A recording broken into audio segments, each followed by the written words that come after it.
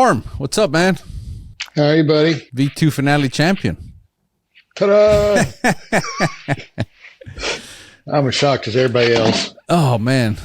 So that's what I want to talk about today. I mean, obviously, you've had no shortage of success in F-Class, but this is a different format. I know you've tried. We're gonna talk about the good, the bad, and the ugly. I hope you don't mind, but No. it's man, it's such a different format. Like it's really hard to be consistently on Sunday. Like to make it to Sunday year in year out. It's so tough. For those of you that don't know what I'm talking about, there's a different format of competition called the V2 finale, and it is the top 32 shooters in F-Class in F Open and the top 32 in FDR get invited. You have to have points, and the way you accumulate points is by going to matches that award points and finishing in the top whatever. It differs with the match and the attendance, but you just have to get into points. Once you get points, if you get enough points, the top 32, then you get an invitation. If you accept, you show up and you battle it out, bracket format, double elimination bracket, and you lose twice, you're out. So that's the format.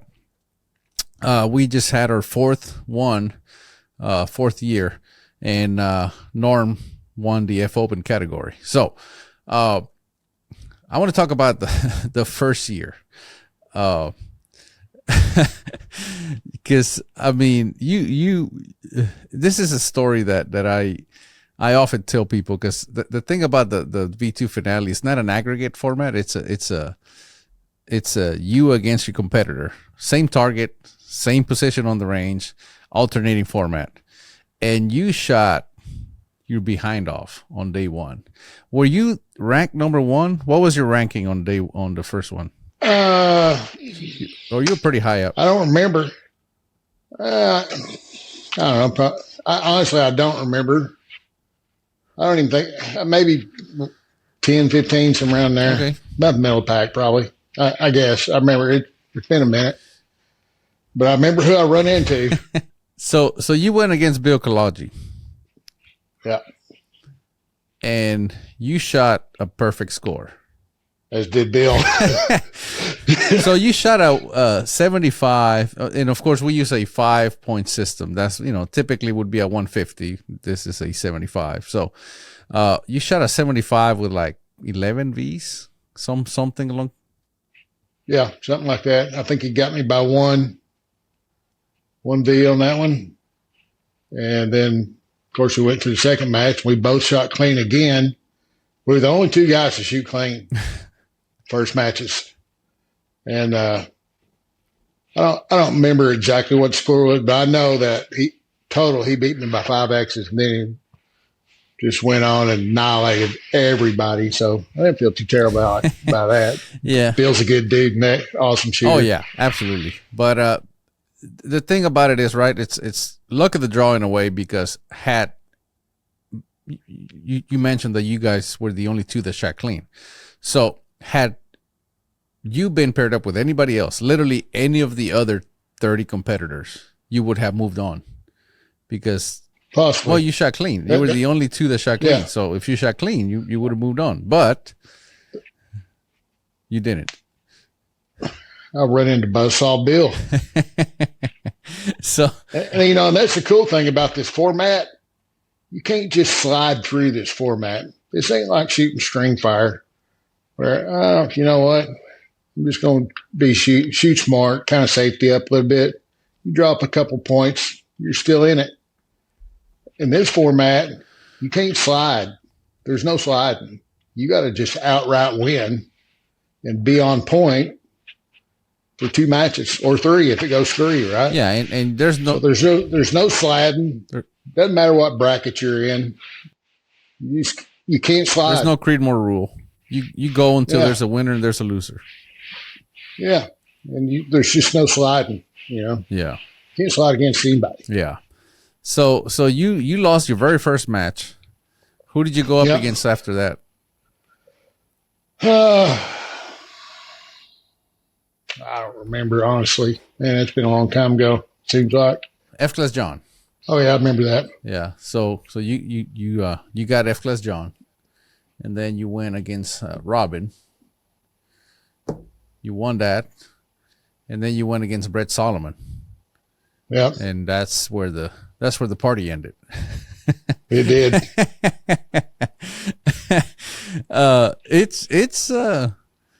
It's amazing. Now here's the other important fact that we need to point out is this match pays $5,000 to the winner. So shooters bring, it appears, it almost seems like they bring guns that they've been saving. It seems almost that way. Doesn't it? Yeah, and honestly, I think it kind of changed F class in a way, and started making the trend more towards the magnums. You know, because not that 284 and like the Shane, I'm not going to say they're done, but when everybody's seen what Bill could do with a magnum and make it shoot small, I think the sport in this format, it started trending towards that direction. Well, that was 4 years ago. Well, the other thing is, right, everybody's looking at the targets. It's shot on electronic targets. On a conventional F-class format where you're shooting on paper targets, nobody's really looking at the target unless you are the technically the only one that's looking at the entire 20 shots is the target puller, right? Yeah. And once they get one shooter on there, then you don't ever see, because there's so many pasters on the target now. This format, because of the electronic targets, you can see the entire 20 or 15 shot group for every shooter, and then you can say, man, look at that. Look how big that is. Look how small that is. You know what I'm saying? And because also it is a pair fire format, you don't have to worry so much about barrel heat like you do with string fire. Right. So, yeah, it's definitely, I don't know if it's this format alone changed the game, but it's definitely. I think it helped trend it in that direction for sure. I think it was heading there, but when people start seeing Magnum shoot as small as 284s and Shine, I mean, Bill had a crazy small gun. Todd had a crazy small gun, and it was awesome to watch. Yeah. So, you go through first year, you get eliminated on day 2. Then you go on to the second year. 2 and out. So the second year, and I'm just bringing this up because of again, it's so hard to be consistently at the top in this format. I don't know what it is. And that's kind of one of those things that I want to talk about, because it is tough. So you went against Joe Spina, and he got you. He did. We actually had to have a one-shot shoot-off, and he beat me. He beat me like pretty much like a drum anyways. I mean, honestly, my gun was about a foot wide, it seemed like, or my wing calls were. And that doesn't really work out in a 10-inch 10 ring, right? Yeah, it's hard to. It's like trying to put a 12-inch basket in a 10-inch 12-inch ball in a 10-inch basket. It ain't gonna go. Yeah. Yeah. Now, I want to talk about that right quick. Guns, right? Like, how much does a gun do in F class? How much work does it do? Well, as you know, back in the day, if you brought a little bitty rifle, you already had 3/4 of the field beat, right? Today, 3/4 of the field has an itty bitty rifle. I mean, just everybody has a small gun these days. Right. And it really comes down to the shooter making the right win call and the right strategy. Of course, in this format, it's all about making the right win call because the strategy is you got 45 seconds. That's your strategy. So being able to read the shooter you're paired against and his target, that's super important, I think. Having a gun. If you run up against a super small gun, you might be in trouble. But if you got a good, honest gun and you make some good win calls, you'll be all right. You go a little way. You know what I mean? Yeah. Well, it goes back to I believe the gun can do about 75%. I'm going to say thereabouts. And it's the last 25 because the last 25% leaves enough room that you can, that you can squeak by if you don't have such a small gun. But if the 25% the shooter needs to do, they're not doing, like all it takes is leak out 1 point. That's the thing about this format, right? You leak out 1 point, and because it's not an aggregate format, right, they fall behind 1 point and everything changes. We've seen it over and over again. They're super confident. They're making great calls. They're the way they're shooting, their demeanor, everything about them is super confident. They drop 1 point, and all of a sudden, they start to get aggravated. They start to get frustrated. The shots, all of a sudden, it appears as if they have a different gun, right? The gun kind of gets bigger. And then the shooter doesn't have this super small gun, but they're keeping it clean, right? and that's all they need, right? That's once they drop a point, all they need to do is stay clean. So, I don't know. I'm going to say 75%. I don't know where you're at on the percentage. I know it's tough to give it a percentage, but yeah. Well, I mean, it's definitely important. I'd rather have a small one than a fat one. Gun. Yeah. Yeah, obviously. I mean, you can only do so much with a loose gun, right? Yeah. And you get so much better feedback from a little gun. It's holding good vertical. And like you said, you get one leak, you may make the best dead center win call, but if it goes out the top or the bottom, it kind of don't matter, right? Well, yeah. And the thing about big guns, they go everywhere, right? Oh, yeah. They go left, right, everywhere. That's exactly right. And I've told that often. You told me one time, a long time ago, you said, flyers come in all directions. And it's true. You can have a flyer go left or a flyer go right. They're not just vertically; they're horizontal as well. And the sideways ones cost you the most points because you go, oh, the wind. They sucker you. Yeah, they'll fake bump you, right? You go, oh, the wind picked up. Next shot, I'm gonna aim there. Well, now it gives you a true. It goes where you're aiming, and now you're out the other way, and now you're confused because because the gun shot waterline, as we call it, you're thinking the gun's good, and now the wind just got real tricky. No, you just got suckered in with it. Pump fake. Yeah, you got pump fake. So when you go about tuning a rifle, how do you eliminate that? What do you look for in a rifle for you to say, okay, this one's ready to go? What I look for in a rifle, I ladder test about everything. I think the most important thing when we go back to percentages, I think 88% of the equation's getting the correct powder charge. That's just my opinion. These bullets that we shoot for F-class, the hybrid type bullets, they're so forgiving on the seating depth. I hate to even tell this, but I've shot the same seating depth since 2018 in my Shahanks. I've never changed it. I shot the same seating depth in every barrel. If it ain't shooting, I play with the seating depth, but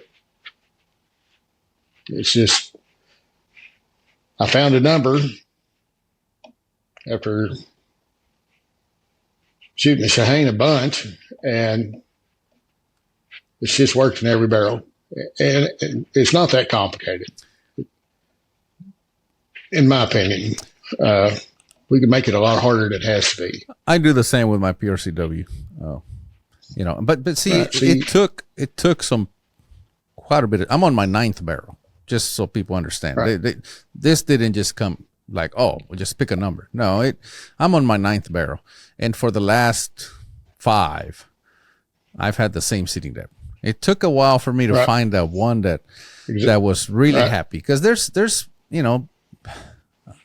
people say seating depth doesn't matter. It matters. Oh, it does matter. But you talk about the flyers, the spitting shots, and I would post targets left and right where I had this tiny group and I have a few flyers, and I finally arrived at a seating depth just through testing that got rid of the flyers, got rid of the just the stupid shots, and I mean, it went away, and I'm like, okay, and I did in that barrel. Well, when I do another barrel, I start with the same seating depth just because the ammo's already loaded. I typically start with the ammo from the previous barrel, and I just play around with the powder charge, and I just leave the seating depth alone. And if the gun's shooting tiny, why am I gonna mess with seating depth? There's a few reasons I don't like to mess with seating depth anymore. Number one, I'll get them mixed up between 2 guns. I've known me to do it. Right. where I get them mixed up, and now I'm shooting the wrong seating depth in both guns, right? So I like to just keep one number. And 2, they're happy. It's they're happy there. Don't mess with it if I don't have to. Back in the day, I used to mess with seating depth a lot because I had nothing else. If it wasn't happy, play around with seating depth. Now I just turn to tuner, right? If it ain't shooting, play with the tuner and play with the seating depth. If it's hammered, if you do, however you do your load development, there's a bazillion ways to get there. I'm not saying my way's the right way. It's just the way I do it. But if it's not working, turn the tuner. Play with your seating depth. Them are options that you have. You might as well utilize them if it's not working. But if it's working, I don't mess with it. So you say you use a ladder test method to work up your loads? I do. At what distance do you do it? Whatever distance I plan on shooting at. Okay. So if you're doing 1,000, you do it at 1,000. Yeah.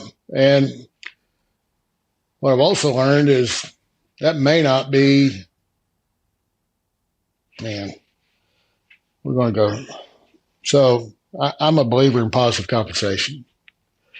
I know some people are not, but I want to see what I want to see is 2 back-to-back powder charges overlap each other at distance. And I'm going to really explore that area. I want it to be within 2 or 3 tenths. Sometimes you'll get more. I haven't really seen that except with the 300 WSM. With the 7 millimeters, I haven't seen them that wide, but the WSM is the widest ones I've seen.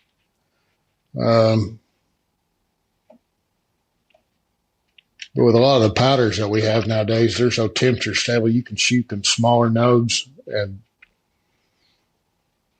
they stay pretty tight for a bit, till they don't. But it's just what I look for. And the problem with doing it, I know there's probably better distances to tune at, maybe 500-600 yards.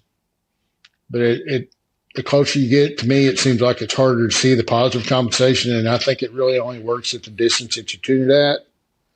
You kind of know what you got when you tune it at distance. I mean, you need to verify everything. Just because you tuned it at 1,000, that don't mean you're ready to go to nationals. You need to go shoot a match with it and see what it's worth. You know what I mean? Shoot some 20-shot strings, see how it holds up. I've seen them little bitty ones. They shoot tiny until they don't. They don't go that far usually. You know, they ain't gonna hag 3 days, tiny. We've seen it in the V2. Guns kind of come in and go out of tune over the course of a couple of shooters, you know, just shooting 15 shots, 10, 15 shots. Right. Now, remember when you called me and asked me what I was testing at that one match, that monthly match at Bayou, where my targets were just horrendous. My score was in the dump. You remember that? Yeah. That's what I was testing. I had different powder charges, and I never adjusted my elevation. I was testing positive compensation for 20 shot samples. You know what I mean? And I wanted to see how they would overlap. And, you know, if you remember those targets, there was two that they had the exact same elevation, even though the powder charge was different. You know, for 20 shots, like they could have overlapped. Yeah. But you know, I don't mind throwing away a club match to find out something. You know what I mean? Which now, with the exception of Bayou, I did a Bayou. Yeah, right. So I mean, if you want to win at Bayou, you probably don't need to bring test loads. But to me, club matches that's what they're really for, you know, is testing, practicing. That's what they really should be for. But well, it depends who you ask, right? Because there's always, and I remember being that person that I'd go to a club match and I didn't care if they were just brought a hunting rifle to get ready for competition. If it was a good shooter and I beat them, you know, it was a feather in my hat. And I get it. It's not really how that works, but it just keeps you hunting as a shooter, and it keeps you interested. It keeps you, you know, that dangling carrot of trying to get better. Because once you beat, you know, for example, I beat Norm Harrold. Yeah, but he had his hunting rifle. I don't care. I beat Norm Harrold. You know what I mean? I remember when I beat Freddie Halton one time. I was king of the hill for the day, baby. You know, back in the day, Freddie was kind of one of the top dogs. Probably still could be if he wanted to shoot that fast. But I remember when I beat him, it was, oh crap! I just beat Freddie. I never thought I'd beat Freddie. You know? Yeah, well, you know, that's what I mean. Now you bring up an interesting point. You say you know, Freddie or any other shooter that's been gone for 5 to 10 years. Like Freddie's a good example. You know, he was a really good shooter. Do you think they could just come back now and be at the top, or do you think the sport has advanced so fast that perhaps they're going to find themselves mid-page or bottom of the page just simply because they're not up to date with all the latest and greatest techniques? I would never take anything away from Freddie and his wind reading skills. But I would venture to guess that things have evolved a lot just in the last 5 or 6 years. It's got crazy how much the sport's advanced. I think it would be I hate to use the word struggle. I think it would be hard. Yes, I do. You know, Jay just, I think once they got back in the loop on everything, you know, dude, Jay dropped 2 points at Southwest Nationals. Yeah. If you go back and look at the old scores, average to win, 10-11 down. Yeah. If it wasn't ugly, you know what I mean? You drop 10 or 11 now, you're in 35th place or something, you know, 40th or something. There was, I'm going to say about 4 or 5 years ago, there were some shooters complaining about 800 yards. They're like, why do we shoot 800 yards? Why? It's a waste of time. You know, it's a waste of time. Why do we even shoot 800? Everybody shoots clean. And I pulled up scores from not everybody. Well, what I did is I pulled up scores from not that long before, you know, like 6-7 years before. And I said, this is why. And I said nobody was shooting clean 6-7 years ago, you know. And now we all know about 800, right? You can win a match at 800, but you can sure lose one there. Yeah. Well, again, this year at Southwest Nationals, I was 9-1 on at 800. The only dude in the whole field that was 9-1 on at 800. I dropped 4 points for the whole thing. If you don't think that point didn't matter, you'd be wrong. The sport advances so fast, and that's what I mean. You know, like the new shooters, man, they get so good so fast. It's crazy. Man, I can rip off some names right now. Some dudes they haven't been doing it very long, and they're already good shooters, and they're going to be, as soon as they get some more matches under the belt, they're going to be top tier guys. And it's just crazy the amount of information that's out there versus 10 years ago, and everything's just, I guess, better, you know, but they're picking up on how to tune barrels or tune loads, you know, and they're building quality rifles using great gunsmiths, or they're a good gunsmith already, and it's just crazy. There's several dudes out there that just been in a couple of years and already great shooters. How long did it take you to shoot your first clean at 1,000? A couple of years. Probably 3 years. I think I shot my first 200 at the Santa Fe Long Range Regional in 2016. 2 years. Yeah. It took me, I don't know how long, 2 or 3 years. Same thing. It was one of those things that it was a goal, right? Like, I want to shoot a clean, and you'd work and work and just keep going all these matches.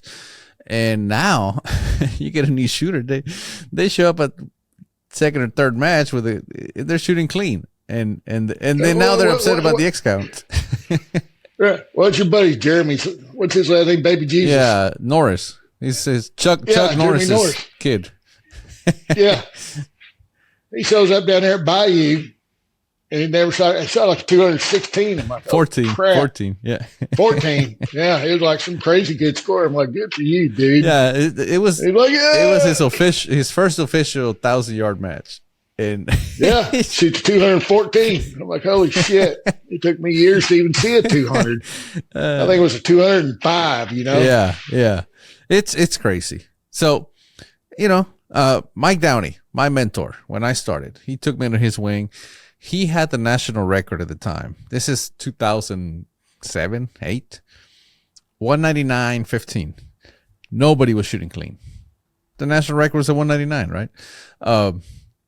9 went on, and then he went on to shoot 15 X's. But that was the national record. I talked to him about 10 years later, you know. When did you set the record? 17? 18. Okay. It must have been 18 because you had just set the record. And I said, hey, Mike. He goes, well, how's it going? And I said, it's going well. And then we started talking about F-class and all that. And he goes, man, I haven't kept up, but I bet they're shooting some crazy scores nowadays. I said, what do you think? I said, what do you think the national record is? Because he had it at one point, right? And he says, well, I saw he knew that he was there when Biggs shot the 215. He says, I know Biggs shot 215. He goes, and I think he heard the Ninja shot the 17. So he guessed 19, you know. And I said, it's 22. And he just could not believe that somebody could shoot 22 X's at 1,000 yards, you know. And of course you did that, but it's crazy, you know. It's something that, I mean, he held the record with a 199 at one point, you know. Yeah. And, you know, but records are meant to be broken, and that 22 will be broke too. So, yeah, I'm sure it will be, but it's a tough one. Yeah, honestly, I thought it would be broke before now, and I don't know that going to the Magnums will get it. I think somebody will have to go back to 284 improved. I don't know that the Magnums can get there from here. Well, it's the barrel heat, right? That's Yeah. the killer. Because for them to hold half MOA for that long, that barrel heat's going to come into play unless they download to it, a Magnum. They're going to have to purposely build a record-breaking gun, which I think everybody's trying to build. But there's give and take, right? Nobody wants to build a slow Magnum. Right. So let's take the PRCW for example. It's got how much more case capacity than a Shane? Very little. One grain, 2 grains. Yeah, very little. Yeah. But it takes 4 grains more powder to make the velocity. Right. So I mean, there's no free lunches, right? So maybe, I mean, I'd be happy as crap if somebody broke it. I think it's good for the sport. It brings excitement to the sport, and records are meant to be broke. And like I said, that one will be one of these days. Yeah. Well, it's you mentioned the Magnums. It's like that's the trend, and they're possibly getting away. Because I'm shooting Magnums now as well. Yeah. We're getting away from. We don't care how good it shoots for 25 shots, right? We're getting kind of like the top fuel dragsters, right? They're made to go a quarter mile. If they go a tenth of a mile more, they blow up. They're done at a quarter mile. They have to rebuild the engines and all that. After the clutches are gone, everything's gone, right? And I'm thinking that's where we're at this point with the Magnums. We're building a rifle that can get you 20, maybe 25 really good, pretty decent shots. But after that, I think the barrel heat starts to creep up and starts to do what it does and just make things erratic. Yeah, I think what we see that with the Magnums is the aggregate scores are that much tighter. We're getting paid at the end. That's where we get paid at, right? I mean, if we were to cut a paycheck, but you get paid on the aggregate. Used to with the 284 or a Cheyenne, if the conditions are mild, somebody lay down a 16, 17, 18 on occasion. We kind of don't really see that near as much anymore, right? But we see these big aggregate scores, just like Jay shot, and some pretty tricky stuff where it probably wouldn't have been 2 down. Or they dropped 2 or 3. I believe it was 2. That would have been pretty hard to pull off with a straight 284 or a Cheyenne, in my opinion. We get paid with these Magnums with the aggregate, and maybe, it's kind of like the 300 WSM. You get a good aggregate score, but it doesn't really do anything. Occasionally you'll get one that's just, it'll lay down a big, to me, with a 300, a 16, 17X is a big score with the 300. I'm not saying you could just shoot a 16 or 17 every time you pull a 284 out. I ain't saying that either, but they don't do anything great, but they don't do anything bad. They'll sit there and nag 10, 12 X's in crappy conditions. And if it's cleanable, you shoot the cleans where you're supposed to shoot the cleans and stay within striking distance. The rest of them, the relay threes when the conditions get bad. And then at the end of the match, after 3 days, you bagged a great score with the same X count as everybody else, but you never shot a big, probably didn't win a relay. You know what I mean? Yeah. They just agged 10, 12 X's, and they add up at the aggregate. Well, that's how I won. So I was nationals. I didn't win a single match. Not one. Right. Not a single. Just nobody. They had. I believe that's when they were doing the daily medals. They never called me up there because I never won anything. Right. but they called you at the end, and that's what matters. They called me at the end, but it's interesting. It's an aggregate gun, and that's that. Like you said, that's where we get paid. Yeah, and honestly, and I got to give credit to my teammate Timmy Vaught.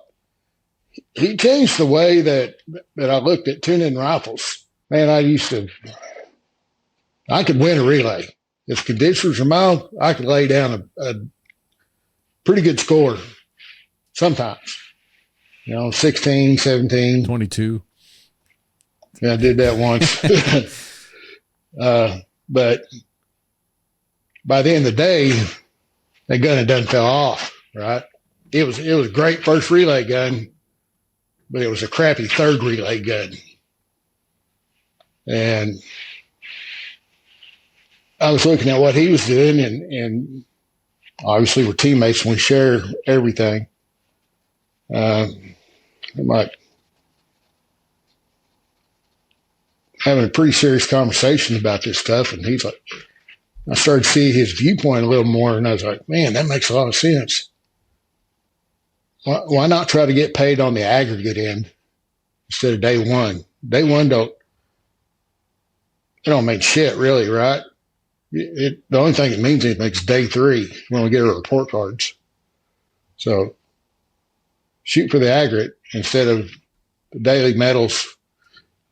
I'd rather have Southwest Nationals medal than a Relay One winner.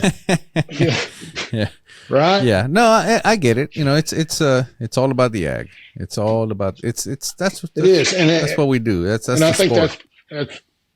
and I think that's what the magnums get you. Yeah. They get you the aggregate score. Well, the reason it does more for you in the wind than the 284, right? Like you can have two, even if the magnum was a little bit looser, but the winds get up, it's more consistent. It just acts, the aggregate, it just stays more consistent. It's not going to put up the really high scores, but it's also not going to put up the really low scores. And it's just going to stay mid-pack or, towards upper end. And because you've seen it over and over again. These shooters, they'll come out and, man, they'll just put up some monster scores. Then the wind gets up and you don't ever see them again, on the score sheet. They just fall to the bottom of the page. And, of course, you got to have a good shooter with that. I'm not saying all you need is a good rifle, because we know some shooters that have tried to magnum their way into the podium and they just keep going bigger and bigger, and that also doesn't work. No, there's a point where there's probably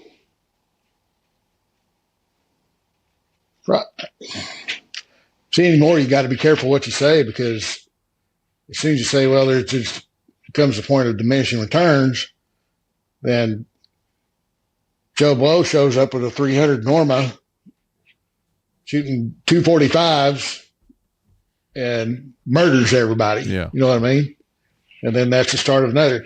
Matter of fact, I was talking to somebody today on the phone, and if we keep following in the trend that we're going to, and this is my own selfish stuff, because my wife shoots, obviously. If we keep going bigger and bigger, there's a high likelihood we're going to push the women out of this sport. Because eventually, we're all going to be shooting cannons just to keep up with the Joneses. You know what I mean? Where's that line at? Well, I think... Where's it become too much? I think the rules regulate the size of the cartridge simply because you can't use muzzle brakes. You can't... There's a 22-pound limit. At some point, for example, they make 230s for the WSM, and they probably make a heavier bullet than that, don't they? Like a two... Oh, yeah. But I can tell you, I got to be real careful with the 300. Even though I love shooting it, I get the yips from it. Yeah. Constantly shooting. Like when we went to England and shot for 9 days straight, and we shot the team match on the last day, I was like, get me off this son of a bitch. I'm done. I'm ready to go shoot something little bitty. Yeah. I'm tired of getting hammered. Well, that's what I mean. I think, again, I don't want to say it, but I'm going to say it. I think I've tried the 300. I didn't like it. It ain't for everybody. And I tried it back 10 years ago, and but the PRCW gets you so much closer to the WSM that I have. Well, Blitzkrieg, they're a wash. Yeah, like I have zero desire to try a 300. Like I said, I've tried it, but Yeah. I don't want to ever go back simply because the WSM, not the WSM, but the PRCW, it's so much closer with so much less recoil. I hate it though. I think the PRCW sucks because I'm the only guy out there that can't get one to shoot. I hate it. Yeah, I just think the rules will regulate the cartridge size. I don't think we're gonna ever get to that point where, you talk about we might push the women out. The women are freaking whooping our behinds. Like Tracy, for example, she. Well, and of course the cartridges are manageable. Gwen though, Basala, right? Yeah. Yeah, Gwen, she shot good again this weekend, and she had brand new barrel. She was breaking in. She shot good. I'm so proud of her. Yeah. She shot good at the V2. Stinking proud of her. Yeah, man. She shot real good. I don't think that's going to happen where we push the women out, and I hope it doesn't happen. Oh, no. But I just, like I said, I'm like myself. I'm a pretty big guy, and I have zero interest in shooting a WSM just because of the recoil. And it's not that. Yeah. It's not that it hurts my shoulder. It's the setup, right? Dude, and that's the truth. And here's the thing about recoil in the 300 WSM. It ain't how big you are, right? Everybody's tolerances for that sort of thing's different. But there's a lot of people that shoot 300 WSM, but there's only a handful that shoot them well. And I'm not saying I'm one of them, but if you go and you look, there's people within our sport that shot 300 WSMs forever. And I'm not trying to be offensive to anybody, you know what I mean? But they probably haven't fared as well as they could have simply from shooting a 300. They just don't shoot it that well. And it's easy to do with a 300 WSM, not shoot it that well. I mean, it's a lot of gun for F class. Yeah. They ag great. They're pretty easy to tune, but there's a downside. And that downside is recoil. And it beats the snot out of you. You shoot them all week long. You shoot one through mid-range and long range. It sucks. I'll just straight up tell you, it sucks. Yeah. So it ain't no fun. There's nothing fun about it. No. Yeah, no. Like I said, I've tried it. I've done it. Everyone that has ever asked me if they should build one, I tell them no. But I said, all I can give you is my experience. It's working for, Tim Vaught was one of those. I said, don't build a 300. Well, he built one, and he can shoot the crap out of it. He shoots it really well, Yeah, well, I would have never shot. I was happy with the Shaheen until Timmy, Omar, Dougie. I had that group to fall back on. I seen what they were doing with it. I didn't know if I could shoot one. But, they're like, hey, we'll help you with the ins and outs and how to get this thing up and running and what you need to do to be able to shoot one. And actually, I went to Colorado year before last, and I was like, this is my last match with the 300. I'm sick of this SOB. Actually, the first real match I shot it at was the second V2 I shot against Ken Dierkeman. And if you actually videoed that one, and if you watch the video, I'm just karate chopping my rear bag every shot. Pow! Well, my gun's over here. Got to beat it back over. I didn't understand how to shoot one then. There's always karate chopping the rear back. Karate chopping the rear back. Guns moving everything. Then I went to Colorado and I was like, this is my last damn match at 300. I'm done after this match just because my scores went down and something clicked out there for me. No more karate chopping the rear bag. Everything them guys had taught me about the 300. It all kind of come together there, and then I was like, hey, maybe I can shoot this stupid thing. And so ended up fishing pretty decent. Been shooting it ever since. Ain't always liked it, but they're just honest. That's what I like about them. Yeah. Once you learn to shoot them, and not everybody does, and they're not for everybody. There ain't no doubt about that. They're not for everybody.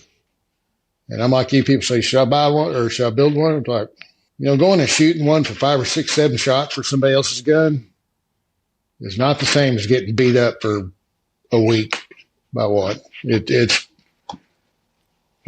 works up here. You're like, here it comes. And you know it's coming. Every time you pull the trigger, it's coming. Yeah, it's gonna shove you. It's gonna punch you. But yeah, I've shot WSM. Like I said, I shot one for a long time, and then I went back to the Shaheen, and my scores got higher, got better, and I'm like, all right, what am I doing? And then of course now I shoot the PRCW. Same thing. It feels just like a Shaheen. I can shoot the crap out of it. I can shoot it fast. I can shoot it slow. It just see, and that's the key. And that's one thing about Phoenix that I always thought was why the 284 or the Shaheen is the perfect cartridge for Phoenix because you can shoot them fast. And that's kind of the deal out of Phoenix. You catch that one condition, get them down there, right? Stop, wait for it to come back, jump back in, tick it down. They're like, man, the 284, that's why they work so well, because how many years did a 284 dominate out of Phoenix? Forever and a day. And then the PRC come along. Well, crap, now we got a Magnum shooting ballistically the same as the 300 WSM with the shootability of a 284. Yeah.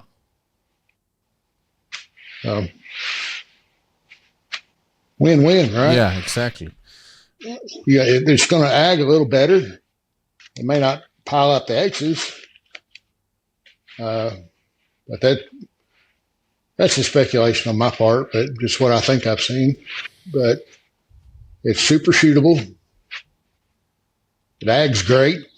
And barrel life is not bad. It's not terrible. Yeah. I have yet to burn out a barrel. I mean, I said I'm on my 9th barrel, but I've changed my tune on how I do barrels. I used to burn them out, and then change them. And now I got 9 of them burned out at 300. And now I can't get them to shoot. And now I treat them like tires on the truck, on a pickup. For example, like the one that I had at the World Championship, that was a great barrel. I came back, it had 1,300 rounds, and I go, well, I think I shot one more match with it, and I thought, came back from the World Championship. I had to go to V2 finale, I had to go to nationals, I had to go to England, and I said, well, this barrel's not going to last me through all that. I have some time now, pull it off and start over, So that's what I did. And when I say treat them like tires in a pickup, if my tires still have about, I don't know, 5,000, 10,000 miles left in them, but I'm about to go on a very long road trip, I'll just put new tires on it. I don't wait for them to start completely going bad. So I just change them. So now I change them kind of ahead of time. So I've changed the barrel so far about 1,400 rounds simply because of the schedule of the matches that are coming up. They're not going to make another match, so I just pull it off. So when people ask me barrel life, I just tell them about 1,500. I've never really gotten there. I haven't honestly shot one out either. And I honestly, so the Shaheen, which, we shot a lot of RL16 of them things, and they were pretty hard. 16 was pretty hard on them barrels. We legit probably shot out 39 barrels between me and Tracy. Mm-hmm. And 16 was hard on them. Like when you go from 48, 31, I noticed couple hundred rounds difference, of the life of the barrel, going from 4350, 4831 to 16. Any more, dude? For the big ones, I'm not bringing a barrel that's probably got over 400 rounds on it. Yeah. I mean, it's just, so the barrel, let's see, this is 2024. So let's see, I gotta get my head straight here. In 2022, I finished 4th at Nationals and I had a really good barrel. Like, man, I'm gonna take this barrel off. And I took it off after Nationals. It probably had right at 400 rounds after Nationals. Turned around, screwed that barrel back on. Actually, a different action in stock altogether, and shot it for Nationals in 2023. Finished 3rd with it. Different lot of powder, different lot of bullets. The only thing that was the same was the cases and the primers. It tuned right back to the same load, and I shot that barrel for 2022 Nationals. Finished 4th. Shot it for 2023. Finished 3rd, and considered it done. Parked it. Yeah. It was a good one. And I think with the good ones, that's what you got to do. You got to park them, sit on them. Oh, man, you take them to club matches. Yeah. Well, if you ain't never won nothing, take. Well, if you have never won nothing, you don't know that you have an exceptional barrel.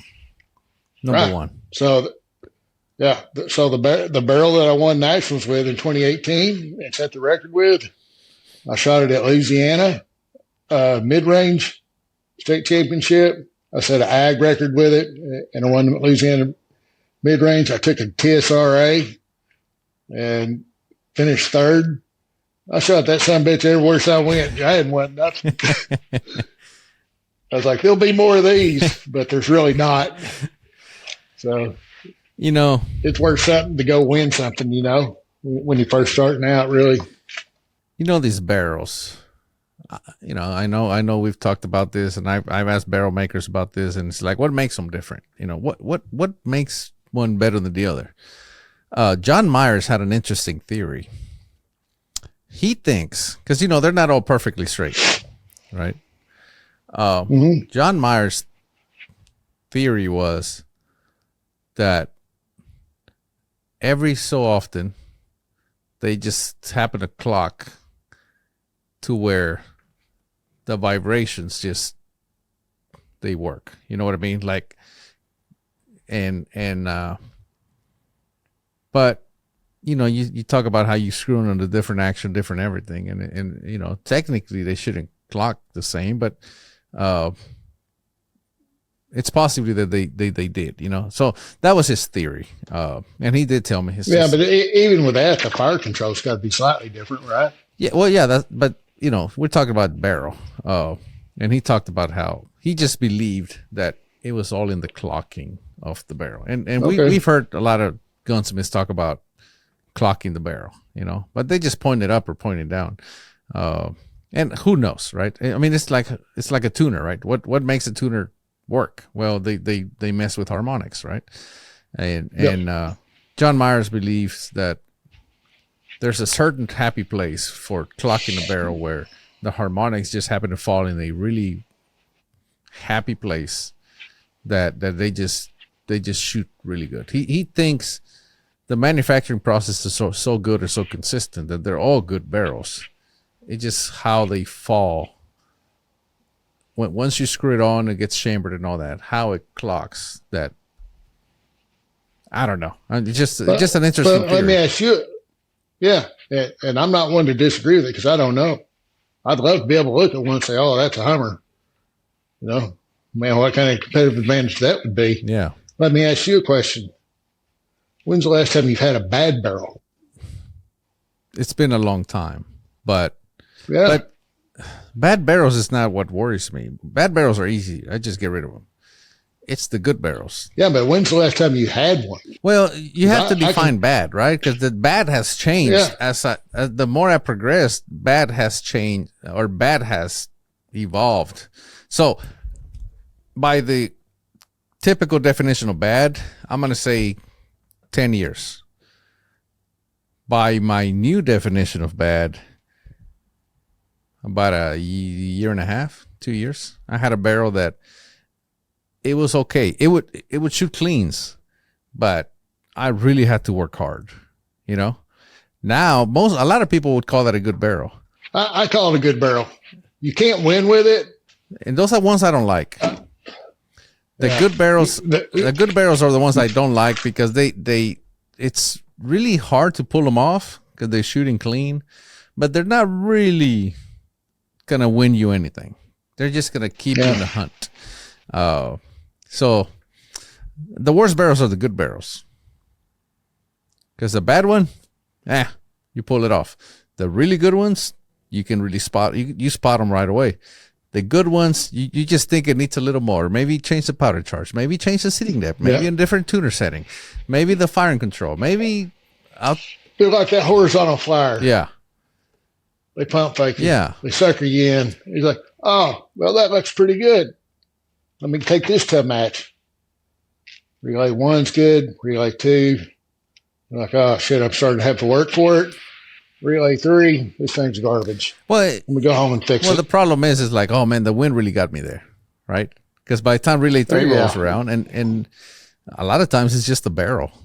So, like I said, it's really the definition of bad barrel has changed for me. So I'm gonna say about a year and a half I had one that and it was on the PRCW. It was my second PRCW barrel. It shot good, but not great. And I kept it for a while. And I finally, once I got a third and fourth barrel, I realized, that barrel's just needs to come off, and just become whatever. Turn into tuners or whatever. That barrel just needs to go get away from me. And that's what I did. So, like I said, things, a lot of people would have liked to have that barrel. Just, like a knee shooter. Take a barrel, shoot 210Xs with it. Oh, yeah. Well, 210Xs, I don't like 210Xs. Depends on the conditions. Well, yeah, but I'm talking calm, Bayou.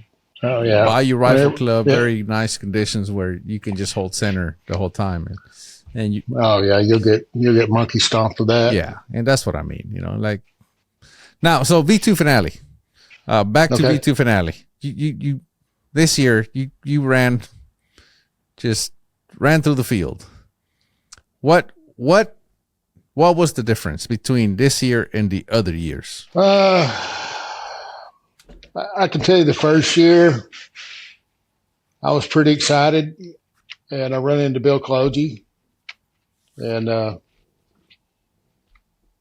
he monkey stomped me. Then I went about as far as I could with my ability. And year 2, I didn't even want to be there, honestly. I was going through some burnout. I didn't do load development. As terrible as that sounds, you qualify this prestigious match, and I was honestly, I was burned out. I was like, I just went. We were going to the beach as soon as that match was over. We were heading to the beach. I don't even really like the saying, but I just wanted to go to the beach and just be away from shooting. I was kind of smoked, but Tracy shot pretty well on that V2. And then the third one, we weren't able to make due to family issues. And this year, I don't know, dude, man, I had an honest gun. Like I told you down there, it wasn't anything. It wasn't a laser beam. It was a solid gun. It was honest. I was a little worried about it. I've been kind of pressed for time for load development. I put all my eggs in one basket. I had a PRC that I thought was pretty good. I'm glad I didn't pull it out because I found out later that it was not. But the 300, I showed up with 150 rounds on it. It hadn't sped up yet, so I was a little nervous about that. So before I left, I jerked out 2/10 on the powder chart. I knew I had a good window from like 2880 to 2900. As long as I stayed in that window, the gun would shoot good. And that's a pretty wide area, honestly. But it would shoot good from 2880 to 2900. Then over 2900, it'd start stepping out. And man, I had some really good breaks against some really good guys. That unfortunate for them, but fortunate for me. You know what I mean? That, again, this competition, you can't slide through this thing. You can't sneak your way through. You just can't do it. None of the brackets are easy. Even if you get an easier bracket, you can get beat by anybody. So I had I was very fortunate to get a lot of things went my way. I went up against Jay. Jay's stuff is normally Ricky Ticky Kite, super solid dude when it comes to shooting. And he had a couple of unfortunate shots that helped me, and PJ was the same way. So, and Joe's always a super solid competitor. When he's got that Sherman Max running, he's pretty handy with it. And actually, when I shot against Joe for the winner of the winner's bracket, the second match, that's when my gun took a big speed up because it went from shooting good to just straight up and down vertical. I was like, oh crap, there it is. I got up and turned the tuner.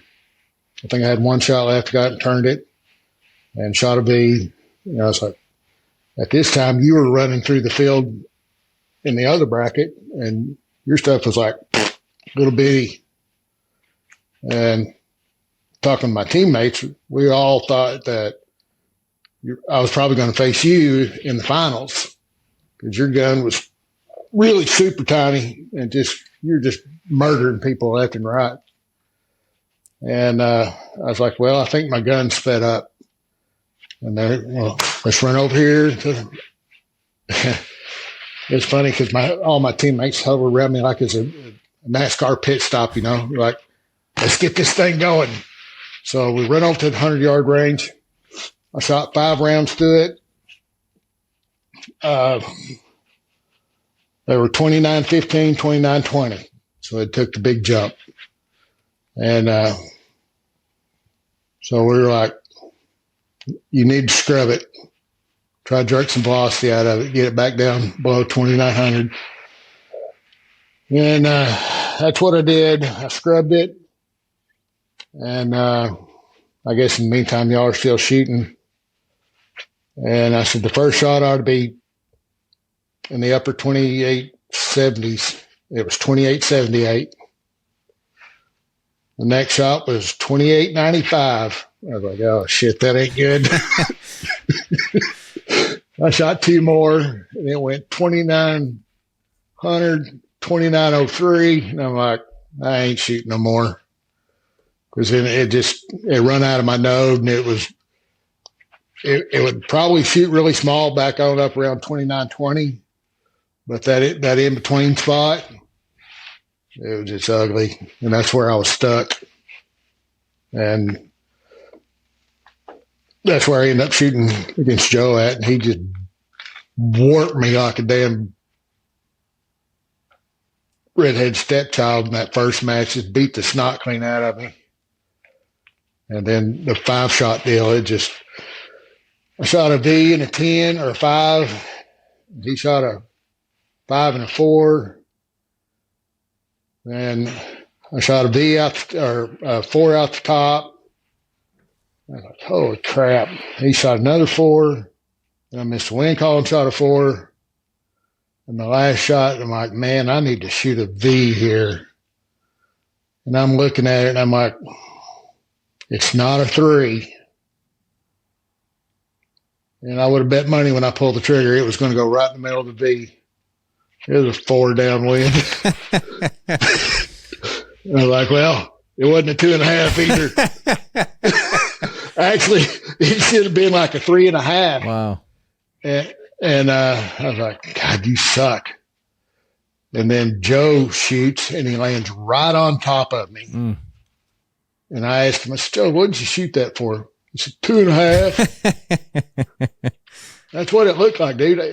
I swear, when I pulled the trigger, I was like, this is going to be right in the middle of the V right here. It certainly was not. Wasn't even close. Yeah. Yeah. So that was it in a nutshell, man. Yeah. I mean, you know, and that's it, right? Like you got caught, he got caught, you know, and you guys were just, it was such a nerve-wracking finale. You guys just kept trading 4s. You know, I thought typically people are trading Vs, right? Yeah.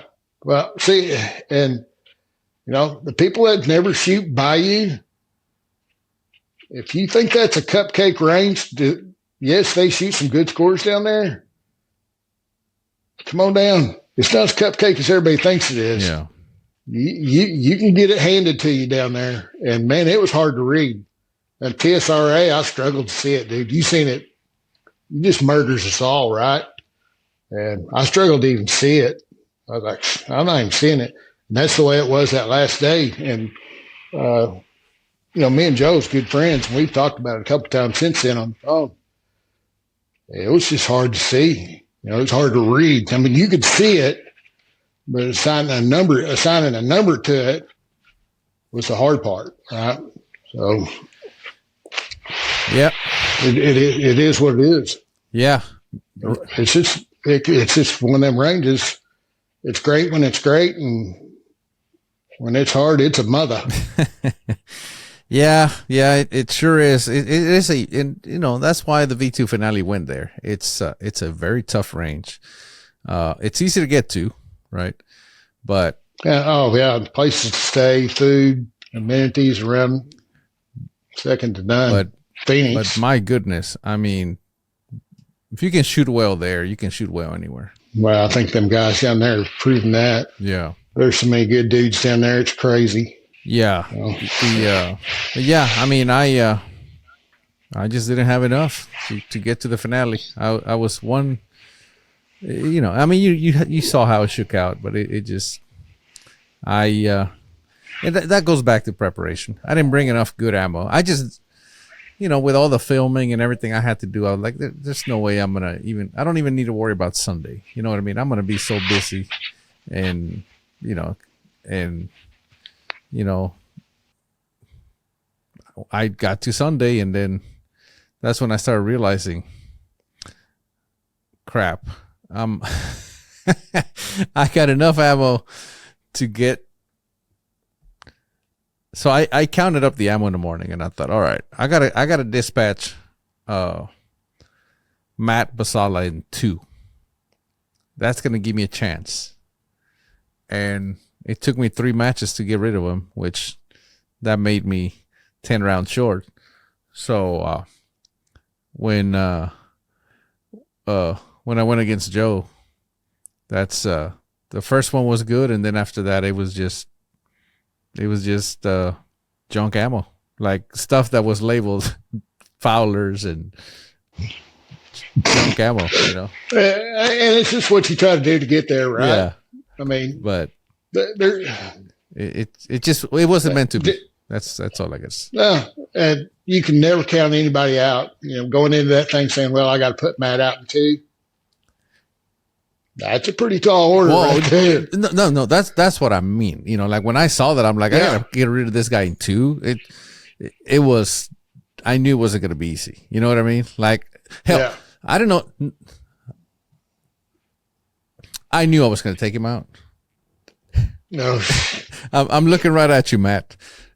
So he and I had faced off. I dispatched him the previous year, and holy crap, everybody's tough, but we're talking Sunday.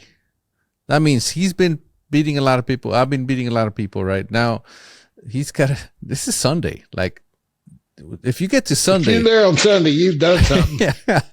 And the previous year, I actually faced him on Saturday. Now it's freaking Sunday. Like, but anyway, I just knew I had a pretty tall order. Number one with Matt, and number two, with had to get rid of him in two, and of course I couldn't. It took all 3 matches to get rid of him, and it just every match that I won, I just knew the end was coming, And everybody talk about how good the gun shooting, and I'm like, yeah, but I ain't gonna have enough. Yeah. But it's that's what makes it interesting too, right? It's you have to bring everything has it's like to work. I said, you can't slide through the thing, man. If you can slide, your junk ammo would have worked, right? Yeah. But it's not the way it works. You don't. When you get a break, you best take advantage of it and be thankful for it and keep digging, because it ain't over till it's over. And you can never discount anyone. You could be beating this thing by anybody. You can go up to somebody that's seeing it, got a good gun, you pop a vertical 4, it could be that close, Yeah. It costs you the match. And so now, well, crap, you're going to lose your bracket. and now they're all elimination matches. Yeah, now you go home time if you don't knuckle down. You're not awarded any room for error, right? At no other match has my watch ever said, "Hey, take a breath, walk around." Like, your heart rate's up. I wear a freaking smartwatch. V2 finale 2 years in a row. It starts to freaking vibrate. Tell me 911. Because it's freaking stressful. I mean, you're laying there. It is. And you talk about like, oh, that's a 3, no, 2.5, whatever. It's not as simple as we're making it out to be. To where you just go 3, no, maybe 2.5. No, it's like, holy crap, this is for freaking $5,000. Is it here? Is it here? And we're talking inch and a quarter. So that's the 10. So that's 2.5 inches is what we're talking about. You're moving 2.5 inches, and you're trying to decide if those 2.5 inches. That's a quarter-minute wind call. Yeah, he's like, how do I call the wind within quarter minute? Because even if you shot a 5, you're leaving the door open. You needed a V just to. Yeah. And it's just so stressful. And you got 45 seconds, right? Like, you're just like 100% sure that's the hold.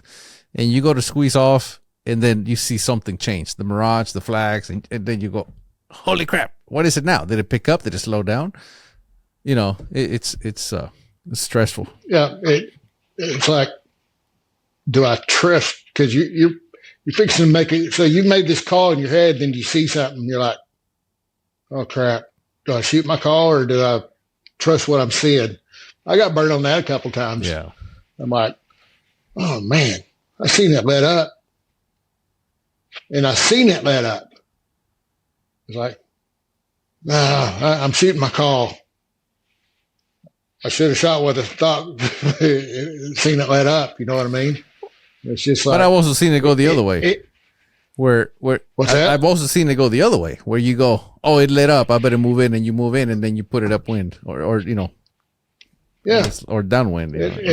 So the doubt starts to creep in the trust that you have within yourself, right? Yeah. And so once that crack starts, and you add the pressure on being eliminated, that's a lot of pressure sometimes. It sure is. When things you're going your way, it's fine. But as soon as the hiccup comes in this format, it's like, oh crap, better knuckle down here. I got to do something. It's like, if you don't do something now, boy, you're in trouble. So you just got to knuckle down and do the best you can. Again, there's no sliding. You can't slide.